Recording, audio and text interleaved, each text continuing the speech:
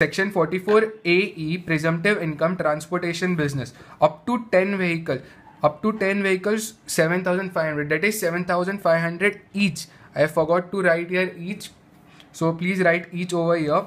Less remuneration to the partner under section 40B. This is not relevant now. PGBP income. The note is very important. I want you all to draw to your notice the note.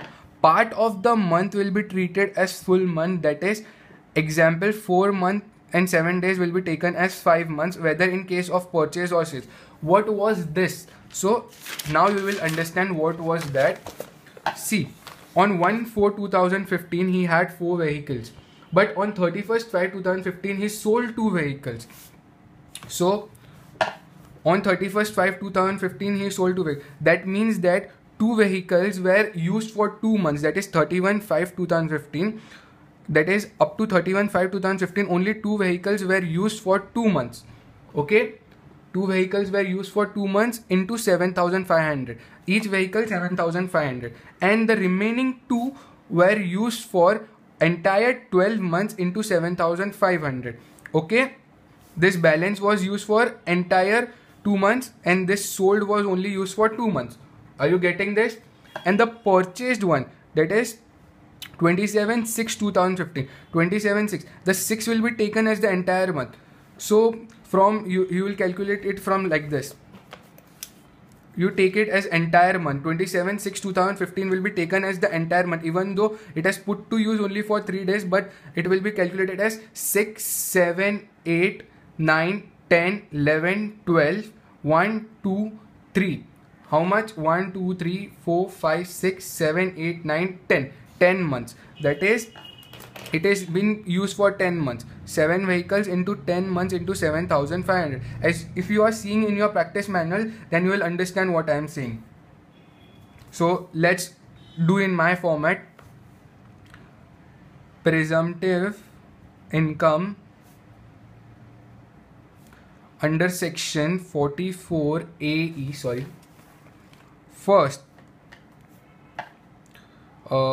we'll calculate of vehicle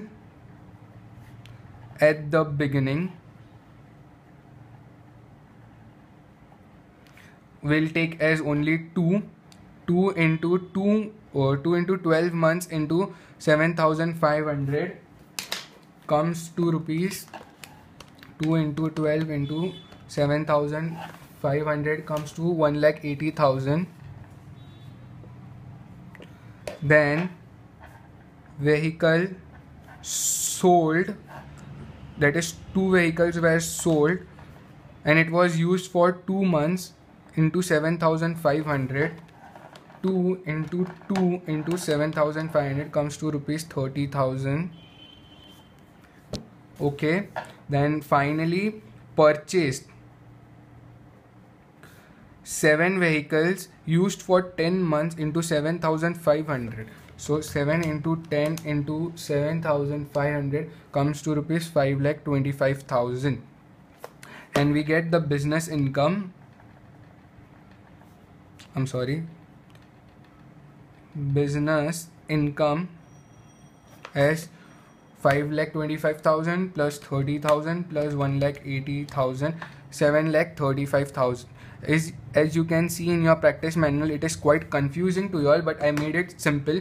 By drawing this note, you will find it very simple, because only these 2 vehicles were used for entire 12 months and these 2 vehicles which was sold were used for 2 months, 31/5/2015, that is April and May. Even if it was sold on 7/5/2012, it would have been taken entire month. If it would have been sold on 2nd/5/2015, even on 2nd/5/2015, it would have been taken entire month. And see here, purchase is done on 27th. If it would have been purchased on 2nd or on 15th of this June 2015, the entire month of June will be considered as purchase, and it will be taken as June, July and so on till March. That is number of months used, number of months the vehicles have been used. So I hope business income is clear to you all, and as we have learned from set off and carry forward, less brought forward losses of the assessment year. Assessment year is given to you all, right? Assessment year 2012 and 13, which is 50,000. Then total income comes to rupees 6,85,000. As you are seeing in your practice manual, you can only distinguish which method is simple. If you want, please copy this. I'll underline this first, and please copy from here. Question number 31. Please pause the video and copy.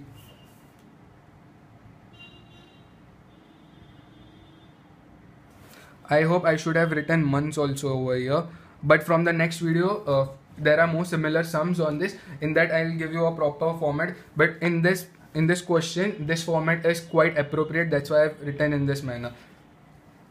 I hope you have copied this much. Please copy the remaining part.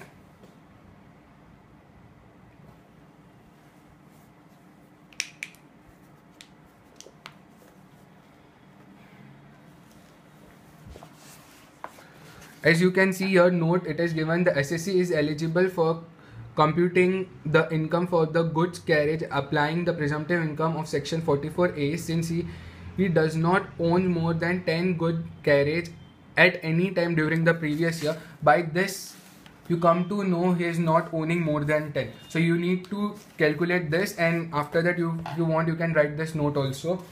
This is my note and this is the practice manual note. Whichever is easy to you all, you can write. I hope question number 31 is over. It is very simple. Question number 32 is related to 44 AD. So it is a theory. It is, wait, we'll read it and I'll explain you all, and then I'll show 44 AD in the theory what we have written. 44 AD. First, let us revise 44 AD. All business other than transportation business, 8% of the turnover / sales, XX less remuneration etc. to the partners under section 40B. This is also unrecorded business expenses. Okay, I hope you are getting a grip now. Then PGPP income is this. So let's read this. I want you all to write here section 44 AD, so that while solving the sums before the exam it will be easy for you all. Let's read it. Mr.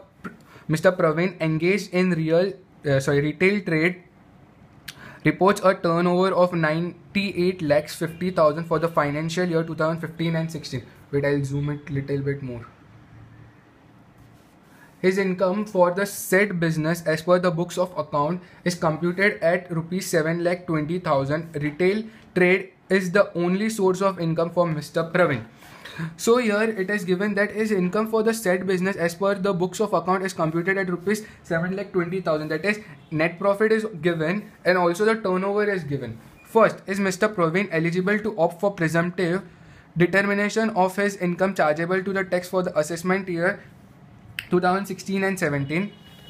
If so, determine his income for the retail trade as per the applicable presumptive provision, that is section 44 AD.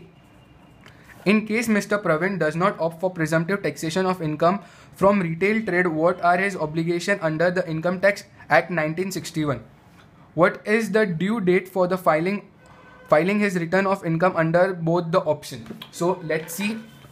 For the Roman one, yes, since his total turnover for the financial year 2015 is below 100 lakhs, that is 1 CR, he is eligible to opt for presumptive taxation scheme under section 44 AD in respect of his retail trade business.